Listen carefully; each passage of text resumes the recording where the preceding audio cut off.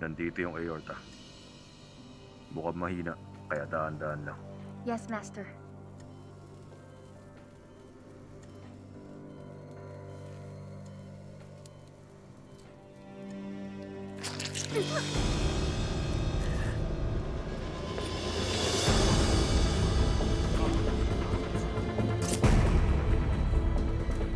Master Kim, SBP 60/70. Below 40 na ang cerebral oximeter. Tataasan ko at sasalinan ng dugo. I'm sorry. Sorry talaga, Master Kim. Okay lang, uminahon ka. Okay. Roll in number 4.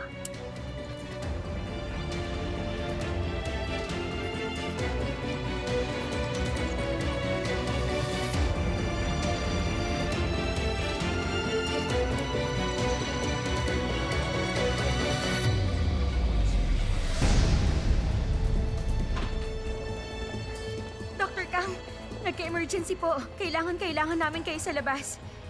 Sa tingin ko, nagkaroon ng ulcer perforation. Ulcer perforation? Ganun ba mag-notify tungkol sa pasyente? Saan napalop ka ba ng mundo ng training? Sorry, Doc. Lalaki ang pasyente, 34. Intermittent abdominal pain, ilang buwan na. Dumating siya kaninang umaga, iniinda ang sakit ng tiyan. Walang special medical history at according sa ROS, Nagpe-present ka ba ng kaso or ano? Anong kondisyon ng pasyente? nagpapakita ang pasyente ng abdominal rigidity at matinding pamamaga. Pina-CT scan ko na rin dahil hindi ko mahanap ang dahilan. Ito ang resulta. Hello? Ano nangyari? Ulcer perforation nga. Kailangan niyo maoperahan agad. Kumusta dyan? Sinimulan na ba ang cannulation? Hindi pa. Operahan ko muna ang pasyenteng may perforation. Diyan ka lang. Hindi ko kakayanin ang buong procedure ng 20 minutes lang kung wala ka. 10 minutes na ang delay dahil sa na-damage na aorta.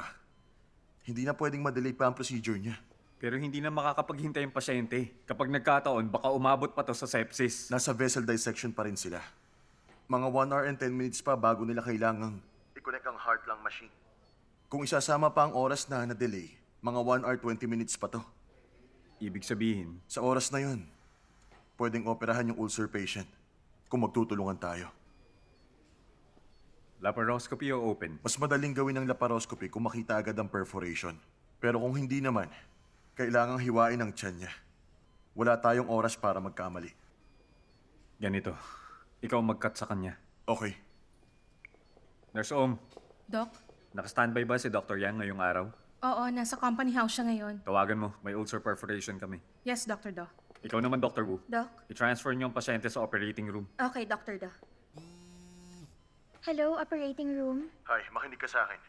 May emergency patient with ulcer perforation. Ooperahan ko. Huwag mo sasabihin kay Master Kim. Babalik ako bago i-connect ang heart lung machine. Every 10 minutes, i-update mo na lang ako sa progress nyo. Okay, Doc. Gagawin ko yan. Tatawagan ko kayo.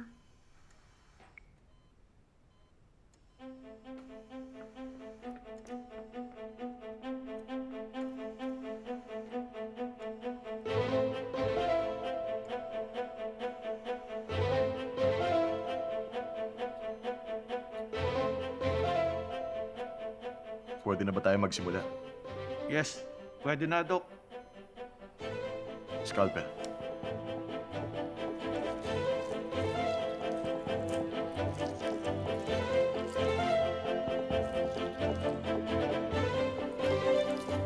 Pan. Bogey.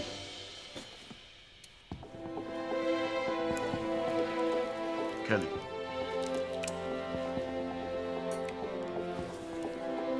Scalpel. Retractor. Irrigation. Ituloy yung irrigation. Dr. Nam, bigyan siya ng heparin. Injecting heparin. Ang cannulation, sinimulan na nila. Nakikita mo? Parang malapit sa lesser curvature. Movie. Roll in number 4.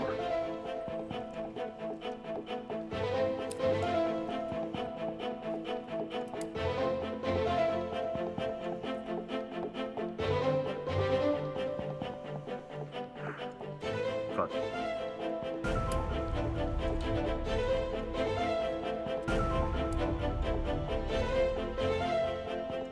Scalpel. Cannula, please.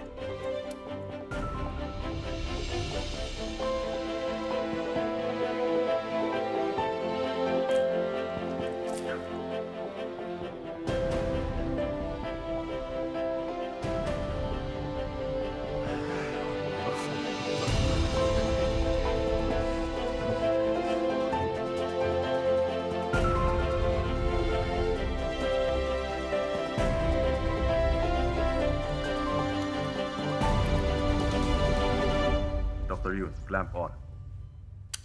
Suture.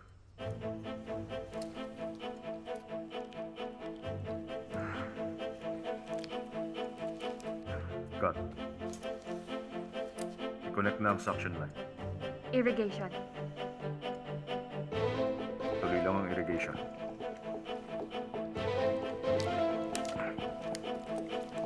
Yan. Clamp off.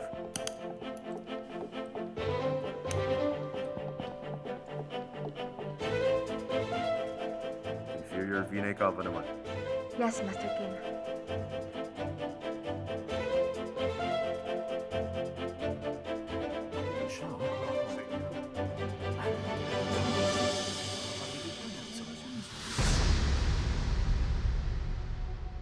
So, Dr. Shin, ano sa palagay ninyo? Ayos ba ang surgery?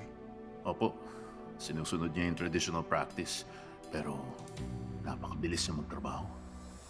80 minutes pa lang. Nasa post-cava na siya kaagad. Gagawin niya kahit mapanganib. Basta mapababang surgical time. Huwag mong kakalimutang i-note yun. Yes, President Do.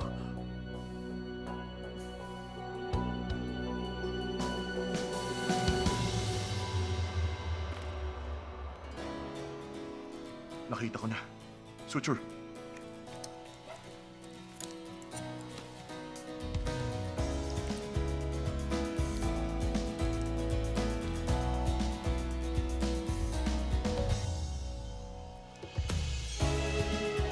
Cut.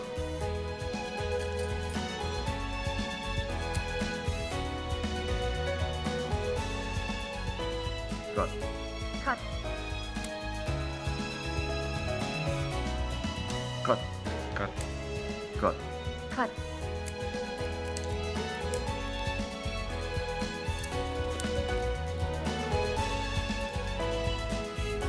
Cut. Cut. Cut.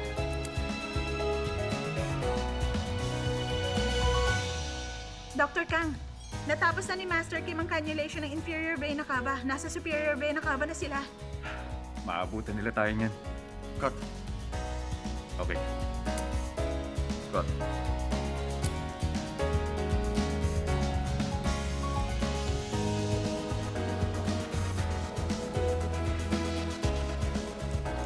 Cut.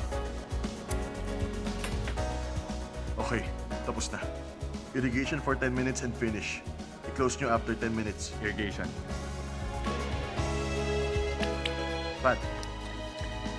Hemovac, please. Doc, kailangan niyo na daw bumalik in 10 minutes. Suture. Staple ko ba? Oo.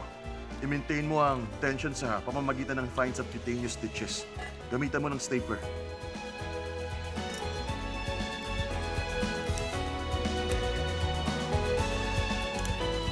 Cut. Cut. Doc, kailangan niyo nang umalis ngayon. Cut. Cut. Stapler.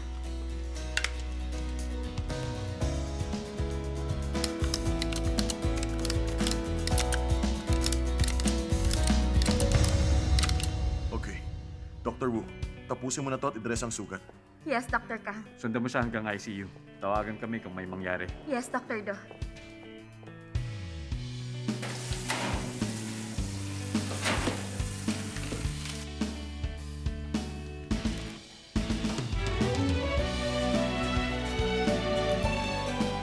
Okay, handa ka na? Yes, ready na. Pump on.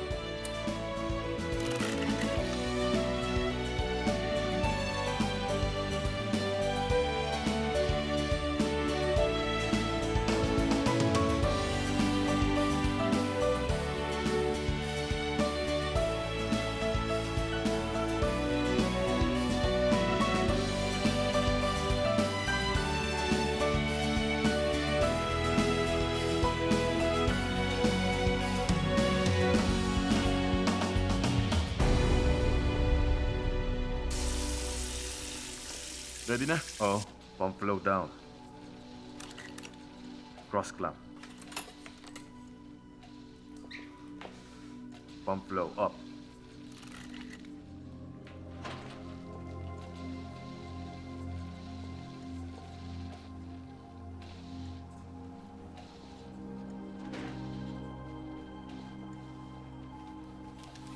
I-off na ang artificial heart. Ngayon naman, ilalabas na natin ang artificial heart. Dr. Kang, Dr. Do, ready na kayo? Yes, Master. Changing positions.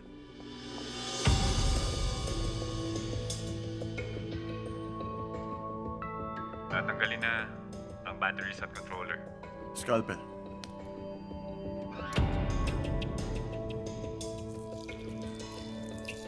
Movie.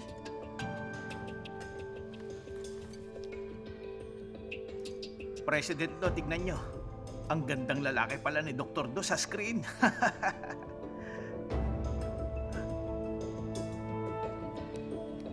Army detractor. Isa pa.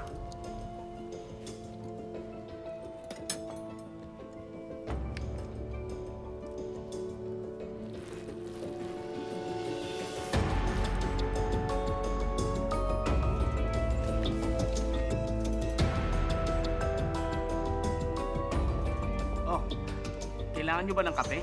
O kaya ng ibang inumin o makakain? Yung CR nyo, saan banda? Diretso ka lang. Pagkatapos kaliwa sa gitna. Pagdating sa gitna ng hall, kakanan ka naman. Sige, salamat.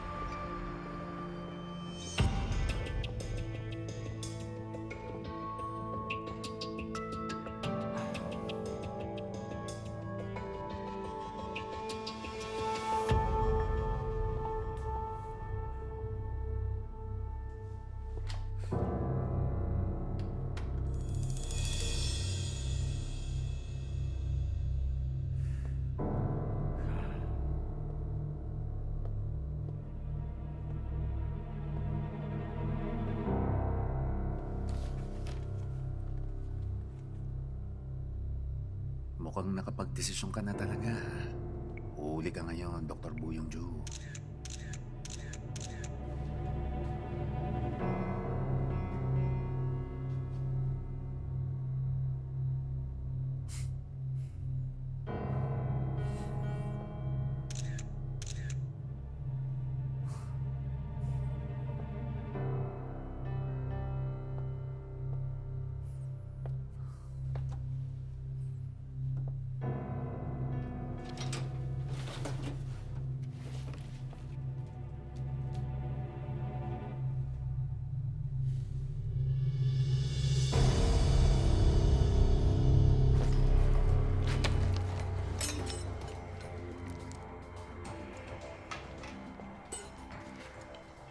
Natanggal na ngayon ang batteries. Ang controller, natanggal na rin. At ngayon, hihilahin ko ng TED.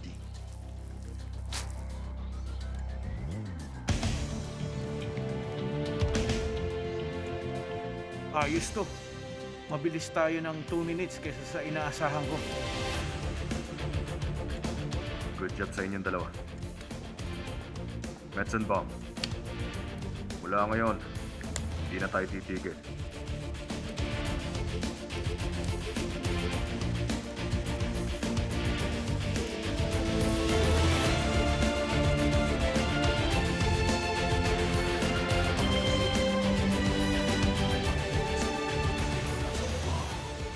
Nakakabilib ah.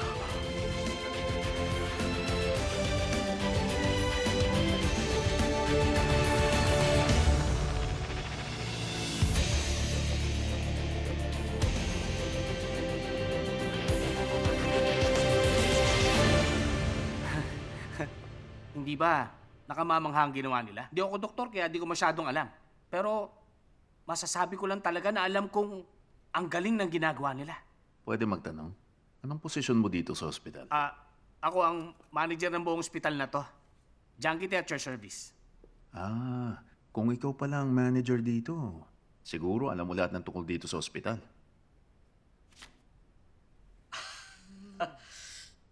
Di naman sa nag-aangat ako ng upuan, pero pwede na rin nating sabihin na ako ang invisible power dito. Ganun ba yun?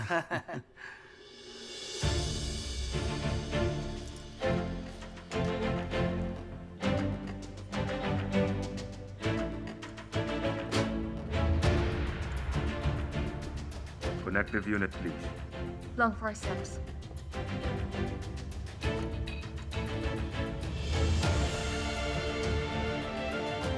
Rolling number 4, please.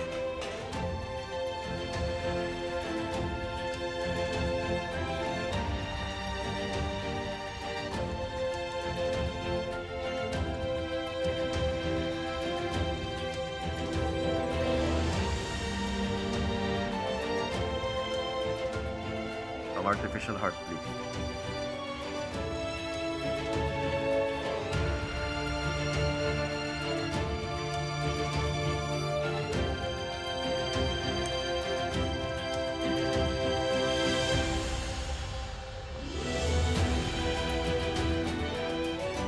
Kumusta ang pump flow? 5.8 liters, Doc. Tatanggalin ko ang hangin sa artificial heart. Taasan ang volume, please. I-on ang artificial heart.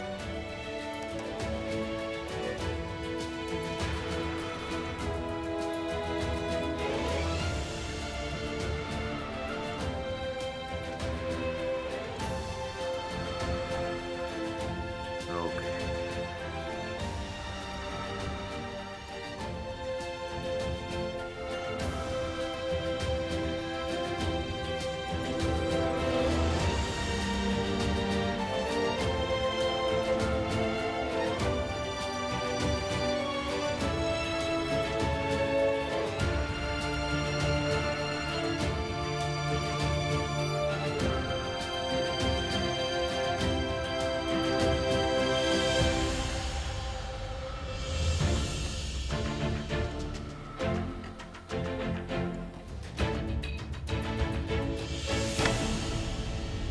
Hindi.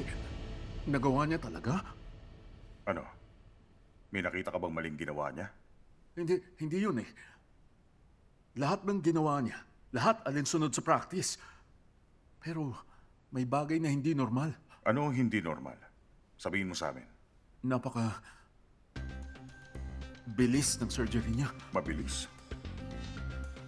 Kung ganun kalala ang adhesion, dapat nasa 3 hanggang 4 na oras bago pampon. Pero si Dr. Buyong Chu, 4 na oras at 5 minuto lang, napalitan na kaagad ang puso. Ang nangyari niyan eh, Yun lang ba? Wala na bang iba? may isa pa. At ano yun? Sabihin mo sa akin. Masyadong perpekto ang surgery.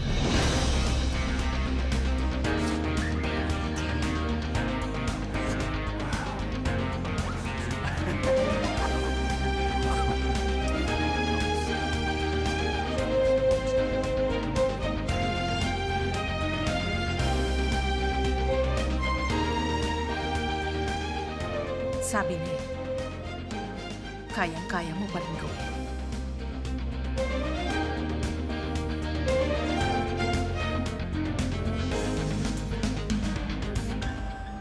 Dr. Yoon. Hawakan mo. Ako?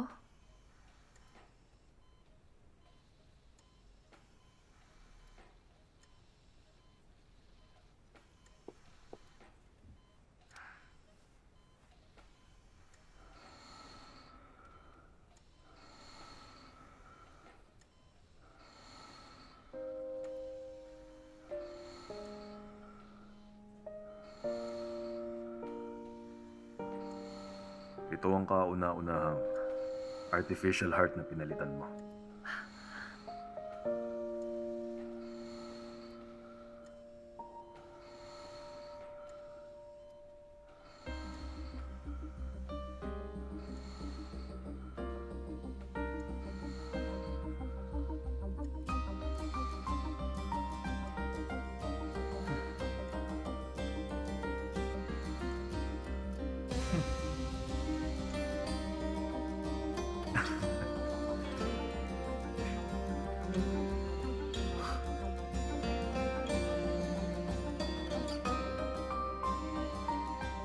Umabot ng mga 2 oras ang pagkontrol ng bleeding at pagtahi. Natapos ang buong operasyon matapos ang 6 na oras at 2 minuto. 6 hours and 2 minutes. Gusto ko lang sabihin, great job everyone. Great job, everyone! Good job, everyone. Great job, everyone. Eto. Great job, Dr. Nam.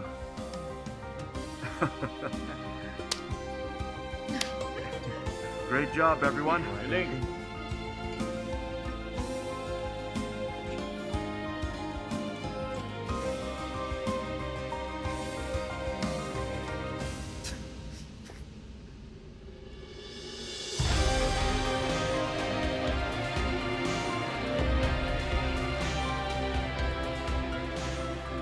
At ganun nakagawa si Master Kim at staff niya ng isa na namang milagro.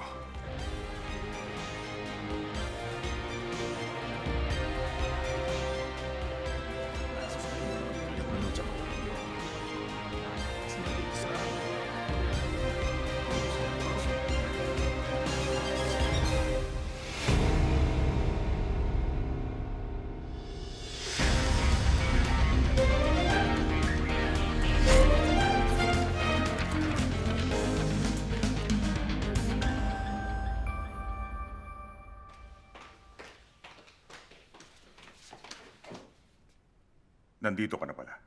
Nasaan ang papa ko? Nasa loob siya, nagpapahinga. Mukhang naging maayos ang surgery niya, tama? Isa sa mga veins niya ang nasagi during the operation. Kaya kailangan nating hintayin at bantayan ang recovery niya.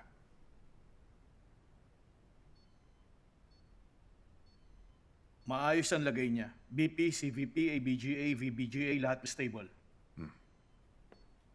Eh yung ulcer perforation patient. Kadadaan lang ni Dr. Kang para i-check siya. Mukhang ayos ang surgery. Basta lagi niyong i-check ang chairman hanggang sa gumising siya. Kung sakaling may mangyari, tawagan niyo ako agad. Dito lang po ako sa tabi niya. Salitan kami sa pagbabantay, kaya huwag ka na mag-alala sa kanya. Salamat sa'yo. Anytime. Kumusta na ang papa ko? Sa ngayon, ayos naman ang lagay niya. Stable din lahat ng vitals niya. Aabot ng mga 6 to 12 hours ang inaasahang paggising niya. Siguro mamayang gabi o kaya naman bukas ng umaga. Pero nakita ko, may nasagi kang aorta by mistake. President to, hindi mo masyadong alam dahil specialty mo ay internal medicine. Minsan nakakasagi kami ng aorta habang surgery kapag may malaking adhesion sa veins. Nagdala ka pa ng sariling heart surgeon mo. Hindi ba niya yun pinaliwanag sa'yo?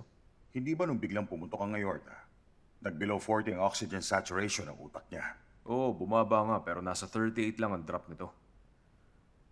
Pero tumaas din naman agad pagkatapos. Paano kung may mangyaring masama dahil sa pagkakamaling iyon? President Do, tingin ko walang mangyayaring masama dahil lang sa nasaging aorta. Sana nga tama ang iyong akala kung ayaw mo magkaproblema ka. Bakit? Sige na, ipagdasal mo na yan. Na huwag na siyang magising. Anong ibig mong sabihin? Nag-aalala ko para kay Chairman. Sige, yan ang sabi mo eh.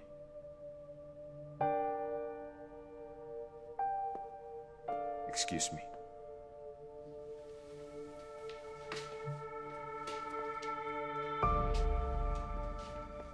Huwag po sana kayo maniwala.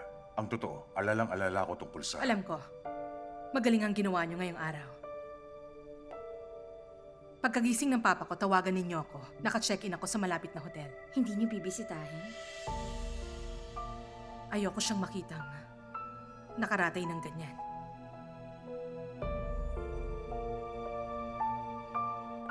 Tawagan mo ako kagad.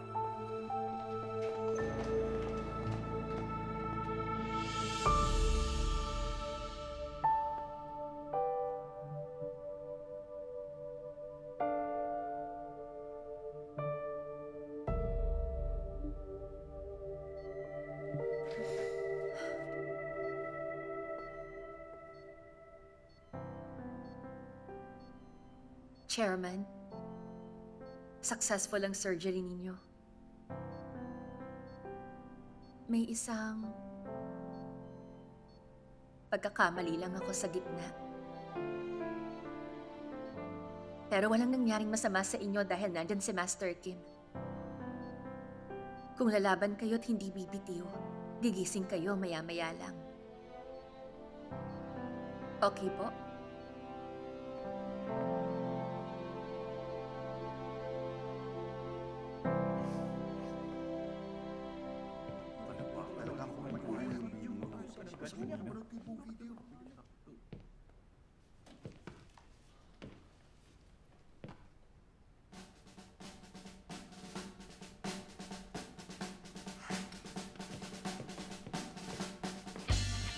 Dok, pwede po magpa-picture? Pagpahingi niyo si Master Kim. Pasensya na gano'n mo picture at interview ngayon. Binao muna kayo. Kalma lang. Katatapos lang ni Master Kim sa isang matinding surgery. Kaya pagpasensyahan niyo na kung hindi niya ma-accommodate ang lahat na nandito. Kaya naman, makakaalis na muna kayo, okay? Salamat sa pag-intindi. Sige, ganito na lang. Papayag na nga ako, pero umupo muna kayo.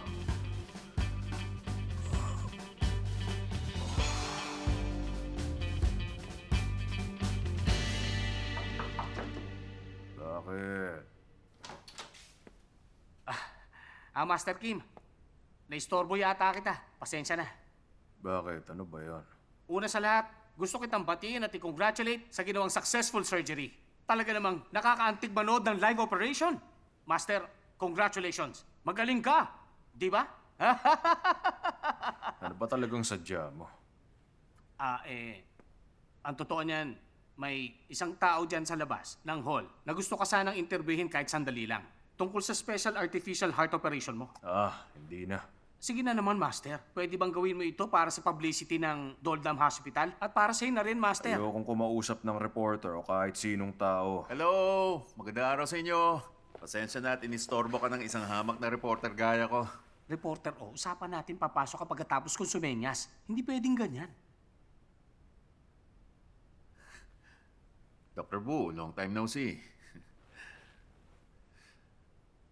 Kay Jang Yonjun pa huling kita ko sa'yo.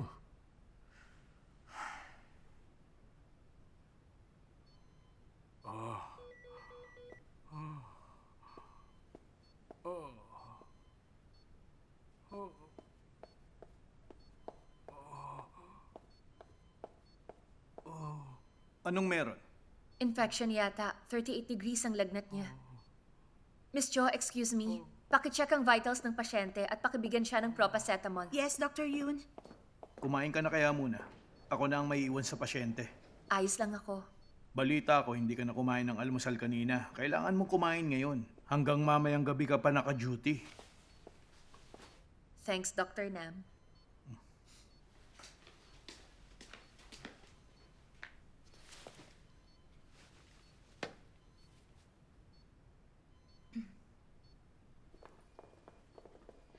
Doc, tumatawag ka ba? Anong difference ng chest AP sa chest PA? Magkaibang posisyon sila kinukuha. Pag PA, nakatayo. Pag AP, nakahiga. Sabihin mo, ano bang dapat gawin sa pasyenteng may ulcer perforation? Dapat po nakatayo ang pasyente. So, PA ba yun o AP? Siyempre, PA po. Sa tingin mo, PA ba yan o AP? Hala, AP ang ginawa sa kanya. At ang report mo sa akin, walang free air. Doc, I'm sorry. Nagkamali ako sa pagbibigay ng order. Hindi ko inutos yan!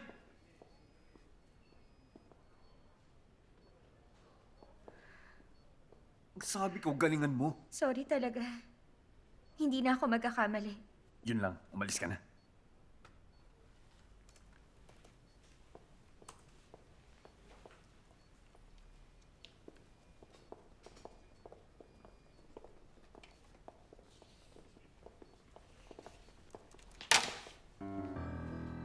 Hindi ba parang sobra naman yun? Ano? Alam ko nagkamali siya pero hindi mo siya kailangan sigaw-sigawan. Hindi nagkamali ng diagnosis si Dr. Wu. Nireport niya sa yung ulcer perforation at napaoperahan niya ang pasyente bago pa mahuli ang lahat. Nurse Park, tumigil ka na. Alam ko itong ginagawa mo. Pinupuna mo lahat ng kilos si Dr. Wu. Hindi ka tumitigil sa pagpuna sa kanya at patuloy ang pag-iinsulto mo sa pagkatao niya. Sumusobra ka na talaga at hindi ko na matitiis ang ganyan.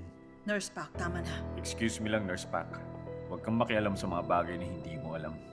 Usapang doktor ang narinig mo kanina. Wala kang pakialam dito dahil nurse ka lang at area ko ang pinapasok mo. Dr. Do, pasensya ka na sa kanya. Kakausapin ko si Nurse Pak. May mga pasyente pa. Pwede itigil na natin to.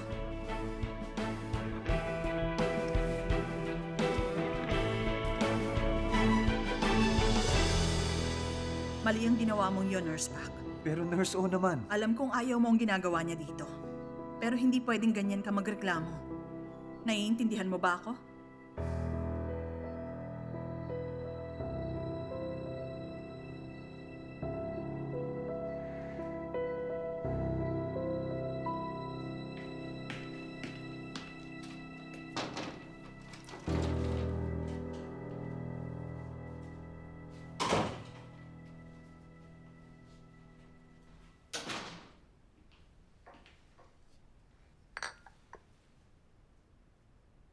Hi. President Do. Magandang araw.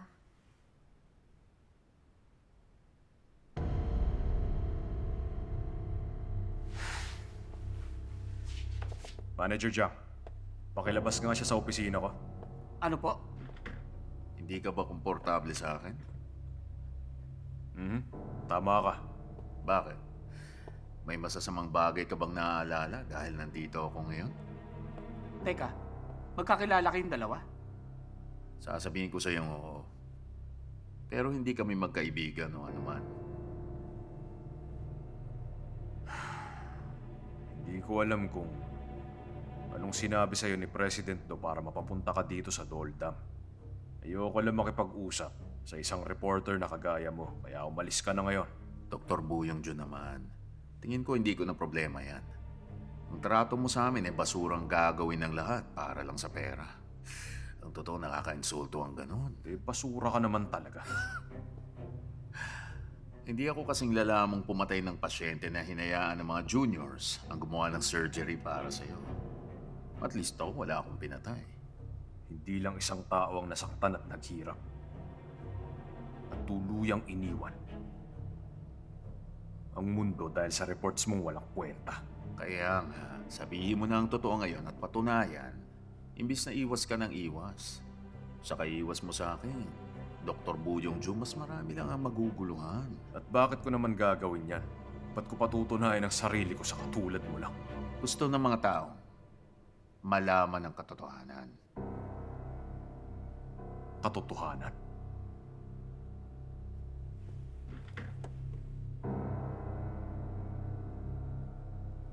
Teka, kapag nalaman mo ba, handa ka bang sabihin sa mundo ang katotohanan?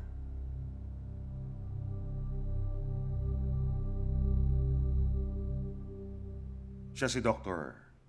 Ann Wuyul, thoracic surgeon sa Gode Hospital. Na-impress siya sa ginawang surgery kanina. Ang totoo, pinupuri ka nga niya. Si Master Kim. Siya ang magaling, hindi ako. Totoong magaling siya, nakita ko yun. Pero di magiging ganun kung hindi magaling ang first assistant. Nakita niyo yata ang pagkakamali ko. Na-delay ang surgery ng lampas 10 minutes dahil sa nangyari. Ang humble mo naman, Doktor Yun. Magaling siyang doktor. Sinuportahan ko mula pagkabata. Anak siya ng isang kaibigan. Pero parang sariling anak ko na rin siya. Mula sa araw na to, pinuputol ko ng ugnayan natin. Nagkaroon kami ng hindi pagkakaintindihan, ito lang. Masama pa ba ang loob mo sa akin? Hanggang ngayon, Dr. Yun? Hindi. Hindi naman po ganon. Sinabihan lang kita, bilang nakatatanda sa'yo at bilang ama na rin. Huwag mong ikasama ng loob ang nangyari. Ang dami kong paghihirap para sa'yo. Ganyan yata mga kabataan ngayon. Alam nyo, ginawa ng henerasyon natin ang lahat para makipag-ayos at makabawi sa mga nakatatanda sa atin. Ay, pero ang kabataan ngayon, mas pipiliin yung lumayo na lang. Pasensya na. Dapat mas pinag-isipan ko pa. Anyway, masaya pa rin ako makilala ka, Dr. Yun Sojung. Gusto kitang makausap tungkol sa surgery kapag may pagkakataon tayo. Dr. Ann, Single ka ngayon, hindi ba? Alam mo, ang totoo niyan, single din kasi itong si Dr. Yun. At ang nasa isip puro trabaho, trabaho. Pareho kayong dalawa. Sa tingin ko, kung bibigyan ng pagkakataon, bagay kayong dalawa. Hindi ba, President Do? Bisitahin mo naman sana ako minsan. Mag-dinner tayong tatlo ni Dr. Ann.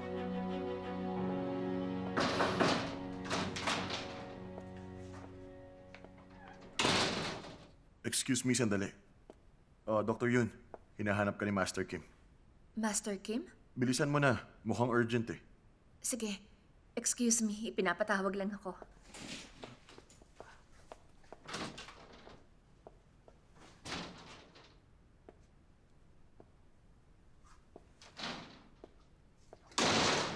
Okay, nasan si Master Kim? Nasa office niya? Nasa staff room. Staff room natin?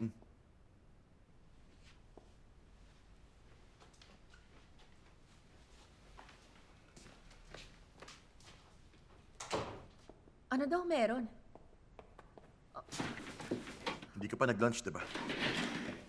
Uy, sabi mo si Master Kim. Anong gusto mo? Jajangmyeon ba o pizza? Yun lang ang pwede nating ipa-deliver eh.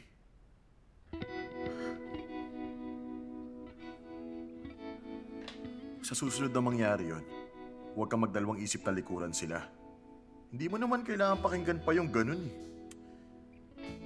Magsasabit ba ako ng signage sa likod mo? Ha? Yun, Sojung, take na siya. Huwag magtangkang agawin, ganyan.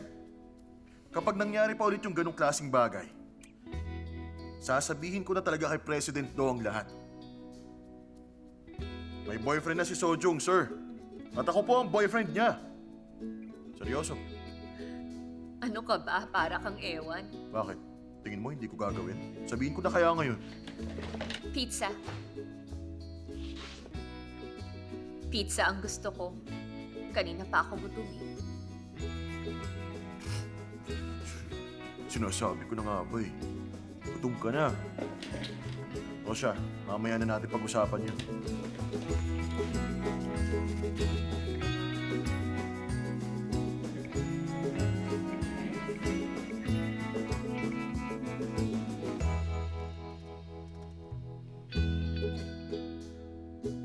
Anong gusto mong inumin? Kahit ano. Coke o Sprite? Kahit ano lang. Yan na yata ang pinakamahirap na sagot dito.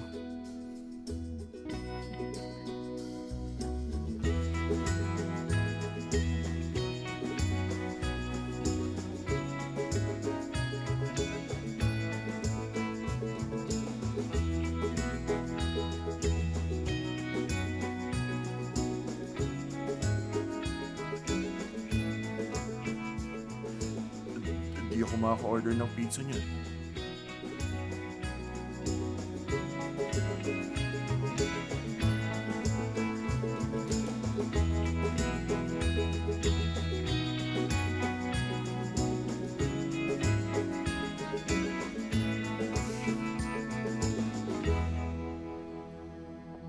Excuse me, Nurse Pak. Bakit? Yung kanina na pinagtanggol mo ko. Na-appreciate ko ang ginawa mo para sa akin. Pero, sana wag mo nang gawin ulit sa susunod. Marami pang kailangan matutunan dito. At marami pang magiging pagkakamali ko. Kaya kahit pangaralan o sabihan ako sa ganoong paraan, malaking tulong pa rin yun. Ang pangangaral at panghahamak, magkaiba yun. Pero ganun pa man, kasama yun sa bagay na dapat tiisin ko. At dahil dyan, Pero kahit na sa tingin ko mali siya, mali ang tratuhin ka ng ganun. Yun ang itinuro sa akin ng lugar na to. Kahit bata ako, nire-respeto nila ako. Pag nagkakamali ako, pinangangaralan nila ako. Pero hindi ako hinahamak bilang tao. Gagawin sa'yo kung hahayaan mo. Akala nila okay lang. Hindi kita pinagtatanggol para sabihin kakampi mo ko. Kapag may nakita akong iba rito na tinrato gaya ng pagtrato sa'yo kanina, Ganon din naman ang gagawin ko.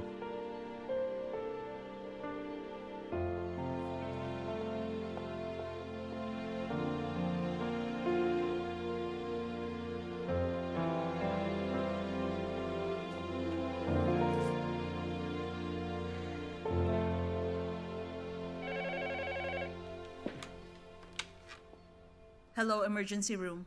Nurse O, ako to. Pumunta ka sa President's office. May emergency. Ano si reporter? Oh! Na paano si reporter? Oh, Binablackmail ako. Ibubunyag daw niya nakaraan ni Master Kim. Simula daw nung napatalsik siya sa Gode Hospital, may binanggit pa siyang babae na Jang Yung-ju daw. bakit mo dinala ang taong yun kay Master Kim nang hindi nagpapaalam? Palay ko magkakaganito. Gusto ko lang sana ng publicity dahil sa successful surgery kanina. Para sa ospital lahat ang ginawa kong ito. Para makilala ng iba. Hindi pa gumigising si Chairman Shin. Bakit pa nagmamarunong ka? Ha? Nurse O, sobra naman yata yon. Paano mo nasabi nagmamarunong?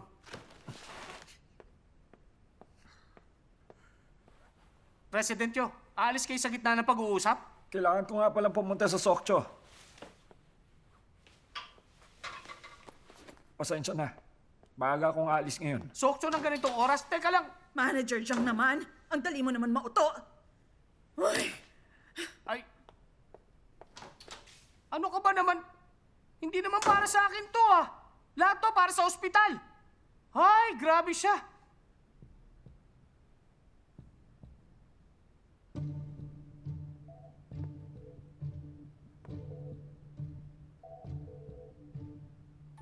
ang Jan Yun-ju na yun. Buntot ng buntot kay Master Kim. Kahit saan man siya pumunta. Hindi nga niya ginustong operahan siya ng iba eh. Bakit kaya hindi niya ipagtanggol ang sarili niya? Si Buyong Ju, ganong klase talaga siyang tao. Sadyang hindi pala kaibigan at singtigas ng bato ang ulo. Sa tingin ko, pakiramdam niya, responsable siya sa pagkamatay ni Jang Yun-ju sa mga nangyari noon. Kahit na, hindi pwedeng ibaon na lang yun sa limot. Ang mga ginawa ni President Do at ng Gode Hospital kay Jang Yun-jun at sa iba pang pasyente nila at kung paano nila pinaako kay Master Kim ang sisi. Hindi ba oras na para sabihin natin ang totoo? Hindi madali yun. Dahil malabong may iniwan silang ebidensya sa ginawa nila noon. Hindi ko pa rin maintindihan kung bakit tikong pa rin ang bibig ni Master Kim at hindi niya sinisiwalat ang totoo. At isa pa, paboritong estudyante niyang namatay. Sa halip na magluksa siya, mas pinili niyang sagipin ang buhay ng isang bata. Sabihin na lang natin ganun ang nangyari noon. Ano? May sinagip siyang bata? Sino yun?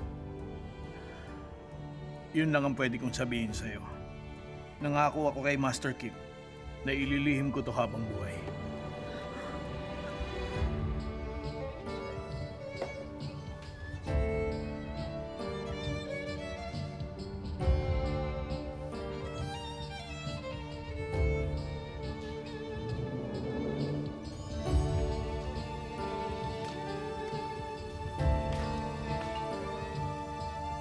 CT-scan tayo.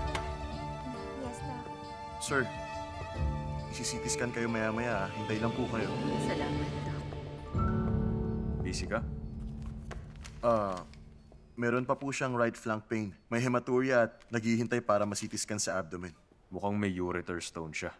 Oo, yan din ang tingin ko actually. Yung pasyenteng may ulcer perforation, inoperahan mo daw? Sorry, Master. Sabi kasi baka umabot sa sepsis. Nagdesisyon ako ng walang pahintulot niyo. Good job. Oo nga. Huh? Wag na kung di mo narinig. Ituloy mo na to. Yes, Master Kim.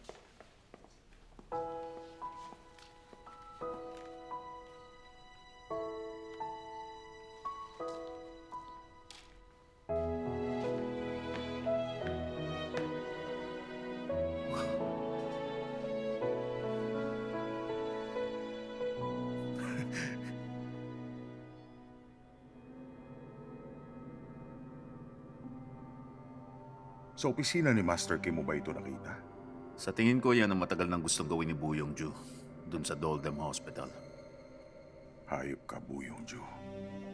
Masamang hangarin ang pangarap mo. Hindi ako makapaniwalang yan ang balak niya.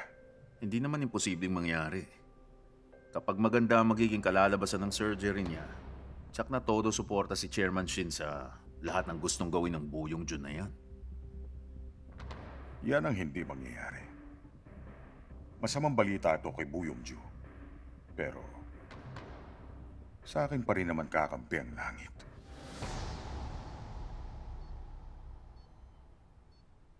Hindi pa rin gumigising ang chairman. Ang BP, CVP, ABGA at VBGA niya, lahat naman is stable. Ilang oras nang lumipas mula nung operasyon. Nasa 6 na oras na, Master. Maghintay tayo at mag-obserba. Hanggang mga 12 hours. Kapag may edad na ang pasyente, mas matagal bago sila magkamalay ulit. Naiintindihan ko.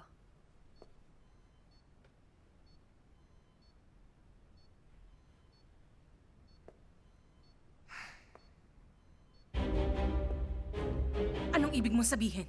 Anong sinasabi mong wala pa rin siyang malay? Alam mo ba kung anong oras na?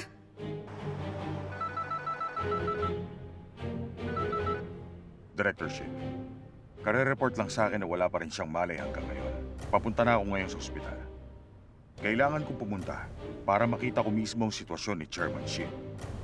Oo, sige.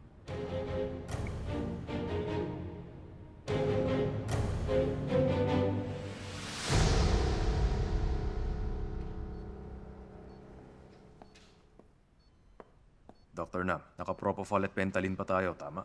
Hindi na ako nag-inject pagkatapos ng 12-hour mark. Baka sakali lang.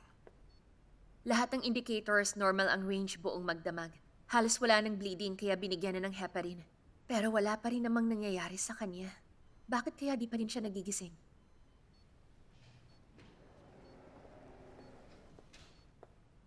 Master Kim, Oh, nasa labas po ngayon ang guardian ni Chairman Shin. Ako nang kakausap. hindi na. Bantayan mo ang chairman. Tara na. Si Mr. Gu nga pala, pakipage siya.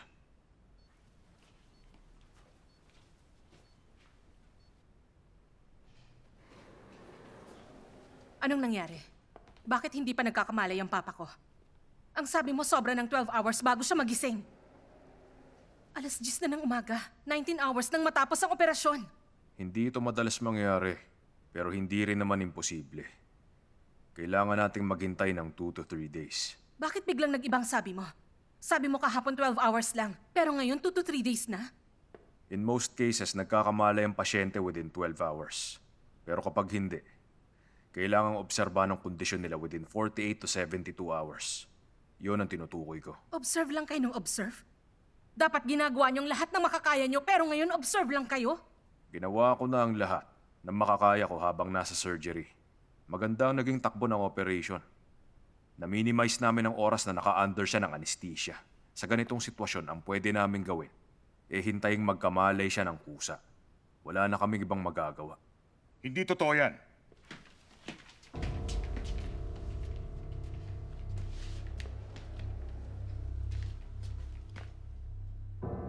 Hindi pa siya gumigising dahil ibig sabihin, nagkaroon ng kung anong problema sa utak ng chairman. Kailangan mo siya ipasitiskan scan kaagad. Ako ang doktor niya. Kaya ako ang magdedesisyon kung ipasi-CT scan siya o hindi. Ang lakas ng loob mo. Anong ginagawa mo? Pinapatagal mo lang ba ang oras o ano? Nakikita mo ba lahat ng tube na nakakonekta sa katawan niya? May 4 siyang infusion pumps. May 2 tube para sa artificial heart at 4 na chest tubes. 10 tube ang nakakabit sa kanya. Kung may mangyari habang sinisiti scan siya sa dami ng tube sa kanya, aakuin mong responsibilidad? Yan ang problema sa'yo eh. Ano? Sobrang tiwala sa sarili. Ayaw mong aminin may nagawa kang pagkakamali. Iniisip niyong lahat na perpekto ang ginawang surgery. 6 hours and 2 minutes lang sa'yo ang napakahirap na surgery to. Makatawag pansing tagumpay. Hindi! Mukhang hindi mo naisip ang posibilidad na hindi na gumising pa si Chairman. Ngayon, tarantang-taranta ka. Hindi mo matanggap ang katotohanan. Hindi ba? Huwag ka na nga magpaligoy-ligoy pa. Sabihin mo na ang gusto mong sabihin. Ano pa ang gusto mong palabasin? Nagtataka lang ako kung bakit pinilit mong gawin ang surgery ito. Kahit napakadelikado at may terminal lung cancer ang pasyente, umamin ka, sumugal ka ba ng ganito kalaki para lang dito? Para lang sa plano ko!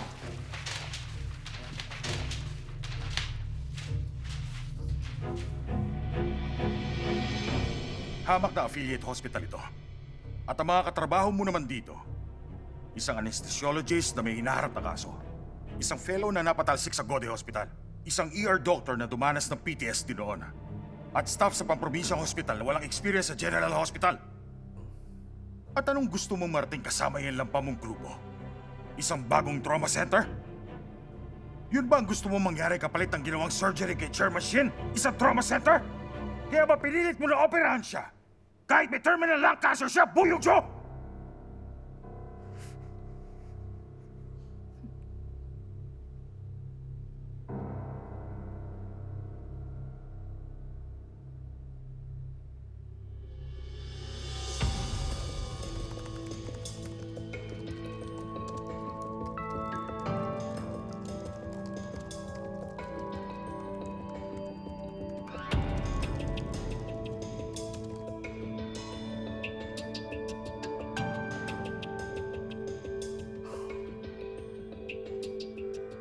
Sa puntong ito, hindi na ikaw ang doktor niya.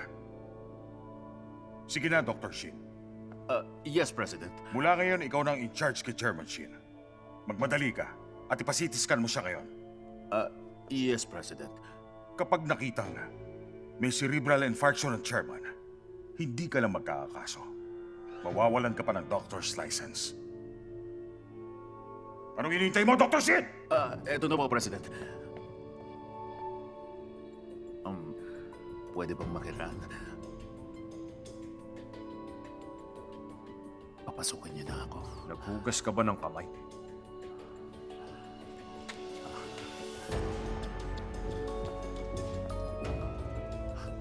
Talaga bang papasok ka sa loob ng ganyan ang suot mo?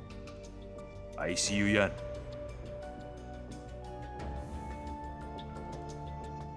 Mr. Go, Master, mula ngayon wala kang papayagang makapasok sa ICU nang di ko pinapayagan. Lalo na ang isang ito at siya. Bawal sila sa loob. Walang sino mang makakadaan sa pintong yan. okay, Master Kim. Ano sa tingin mo ginagawa mo? Pinoprotektahan ko lang naman ang pasyente ko bilang doktor niya. Bakit? Talaga bang hahayaan mo siyang mamatay?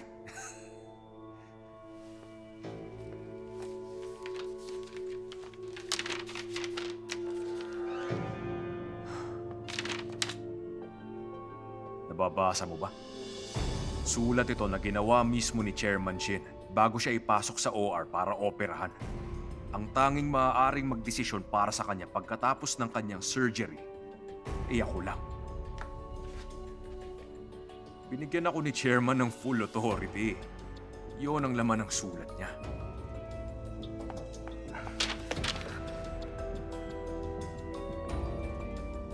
Ako ang president ng parent hospital.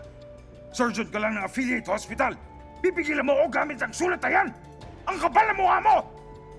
Sigurado akong pinanotaryo niya yan. Sa tingin ko, ibig sabihin nun, legal lang lahat ng nilahalaman ng sulat na yan. Manager Joe, di ba? Ninotarize ng company lawyer ang sulat na hawak ni Dr. Bu. Naroon ako mismo. Ikaw? Dahil may legal effect ang sulat, ibig sabihin legal na obligado akong sundin yan. Kaya wag na ninyong istorbohin ang trabaho ko. Alis na.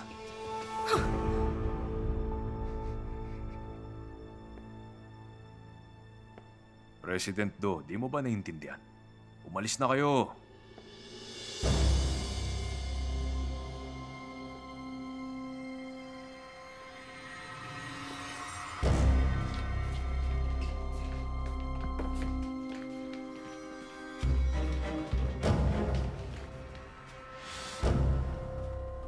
Oras na magkamalay ulit si Chairman Shin. Tatawagan ka namin.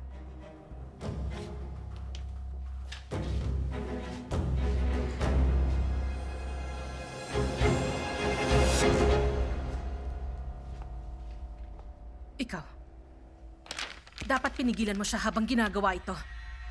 Bakit tinulungan mo pa siya? Pinagkakatiwalaan niya si Mr. Kim higit sa lahat. At ganun din ako. Kapag may nangyaring masama, tapos ka na rin sa akin.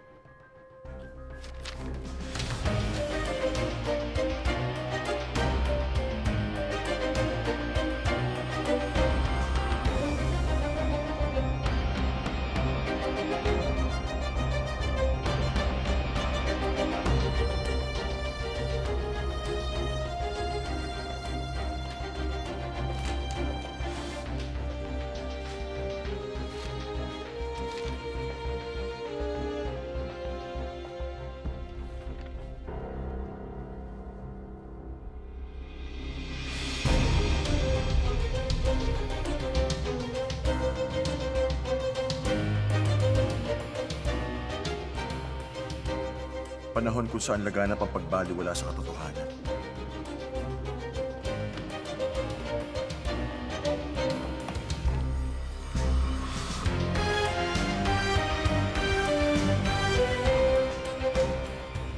Kung saan katotohanan ng turing sa salita ng makapangyarihan, samantalang bali-balita lang kung galing sa taong walang magawa.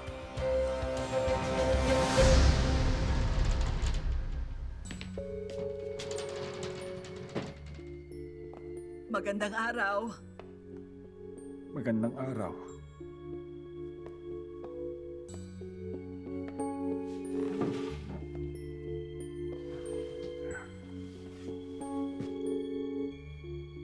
Bakit ka napadalaw ulit dito?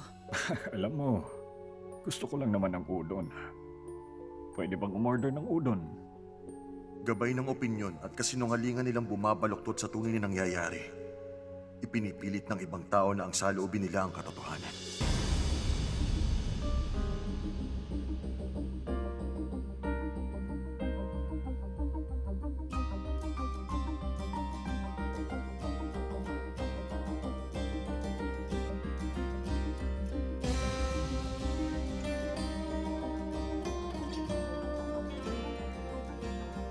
Kapag nalaman mo ba, handa ka bang sabihin sa mundo ang katotohanan?